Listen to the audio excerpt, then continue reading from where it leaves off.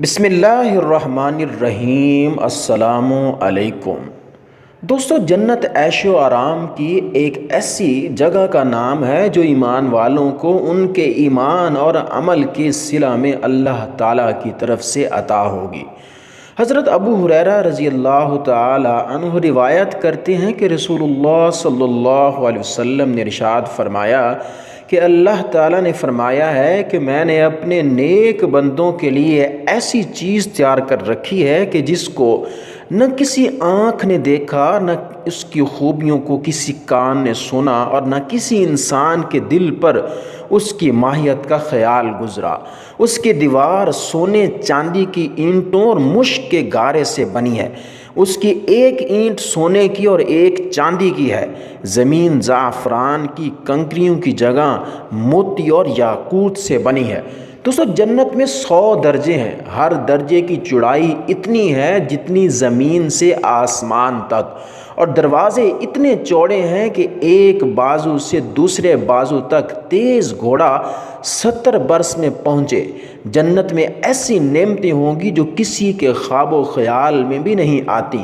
طرح طرح کے پھل، میوے، دودھ، شہد، شراب، اچھے کھانے جنتیوں کو دیے جائیں گے۔ دوستو، جب بھی جنت کا ذکر آتا ہے تو انسانی دماغ میں اس چیز کا تجسس شروع ہو جاتا ہے کہ جنت میں مردوں کو تو حوریں ملیں گی، مگر عورتوں کو کیا ملے گا؟ آج ہم قرآن و سنت کی روشنی میں اس سوال کا جواب دینے کی کوشش کریں گے۔ دوستو، اسلام ایک مکمل دین ہے جس نے انسانوں بلکہ جانوروں کو بھی حقوق دیے ہیں۔ اسلام نے عورت کو ایک عظیم مقام دیا ہے۔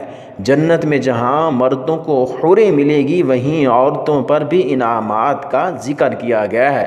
عورتوں کو نئے سرے سے پیدا کیا جائے گا اور کنواری حالت میں جنت میں داخل ہوں گی۔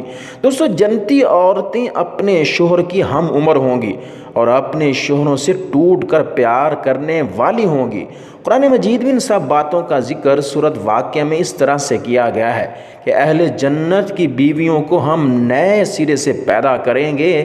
قیامت کے دن مردوں کے ساتھ کوئی خاص معاملہ نہیں ہوگا، بلکہ ہر نفس کو اس کے اعمال کے مطابق جزا اور سزا ملے گی۔